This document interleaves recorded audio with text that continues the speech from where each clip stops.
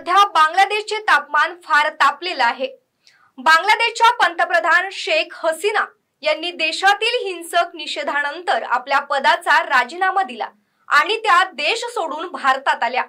या घटनेने संपूर्ण जगभरात खळबळ माजवली। बांगलादेशात झालेली सत्तापालट बघता आता अनेक जण अवाक झालेले आहेत।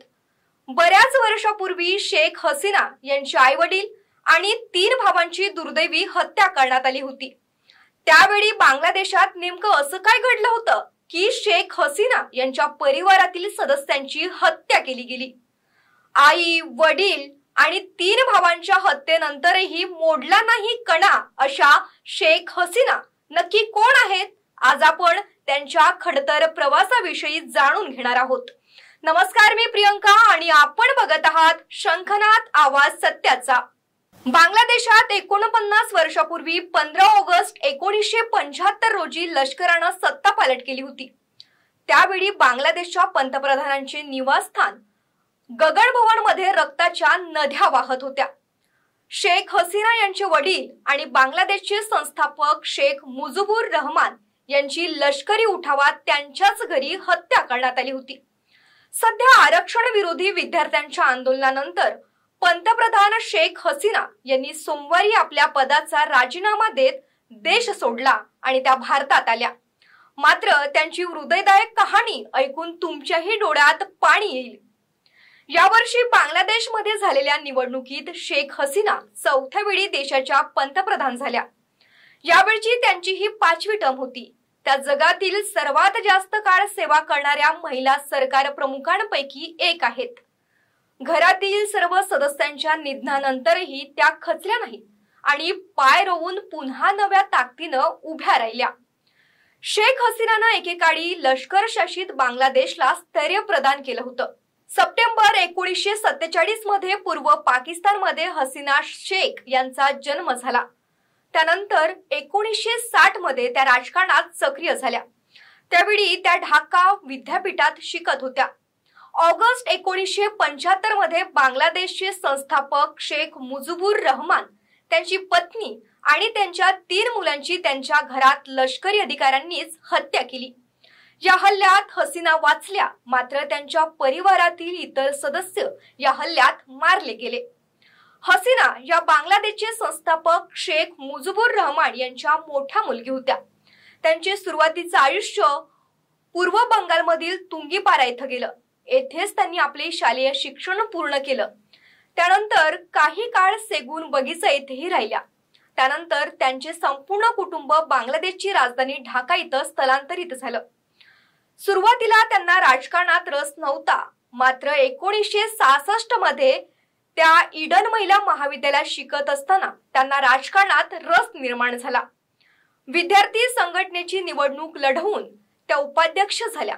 त्यानंतर त्यांचे वडील मुजीबुर रहमान त्यांच्या आवामी लीग या विद्यार्थी संघटनेचे काम हाती घेण्याचं त्यांनी ठरवलं। शेख हसीना ढाका विद्यापीठातील विद्यार्थी राजकारणातही फार सक्रिय होत्या।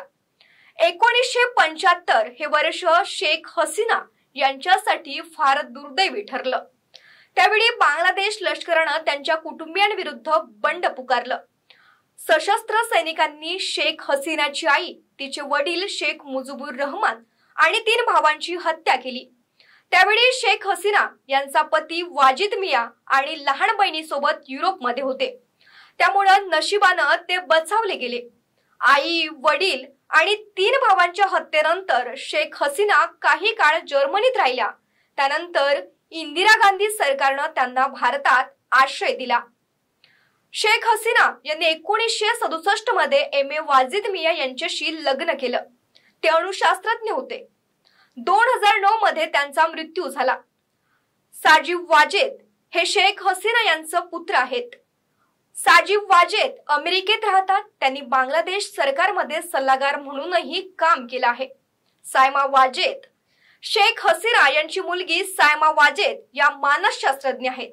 सध्या त्या WHO मध्ये दक्षिण पूर्व आशियाई विभागाच्या संचालक म्हणून कार्यरत आहेत। रदवान सिद्दीकी शेख हसीना यांचा मुलगा रदवान सिद्दीकी हे बँकॉक मध्ये वास्तव करतात। अवामी लीगचे प्रमुख होते।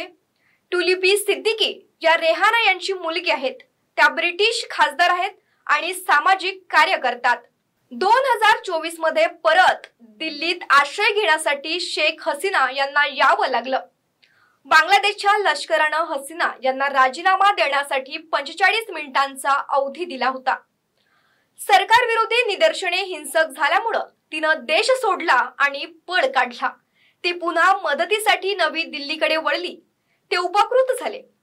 हसीनाला घेऊन जाणाऱ्या विमानानं भारतीय हवाई हद्दीत प्रवेश केल्यानंतर भारतीय सशस्त्र दलांनी तिचा सुरक्षित मार्ग सुनिश्चित केला. सोमवारी बांगलादेश नेता आणि तिची बहीण नवी दिल्लीपासून सुमारे 30 किलोमीटर अंतरावर असलेल्या गाझियाबाद मधील हिंडन एअरबसेसवर उतरले. राष्ट्रीय सुरक्षा सल्लागार अजित डोवाल यांनी तिचं स्वागत केलं आणि नंतर तिला सेफ हाऊस मध्ये नेण्यात आलं. हसीनाला कदाचित पुढे काय आहे हे माहिती नसेल, पण तिला खात्री आहे की भारत हा गरजू मित्र आहे. नमस्कार.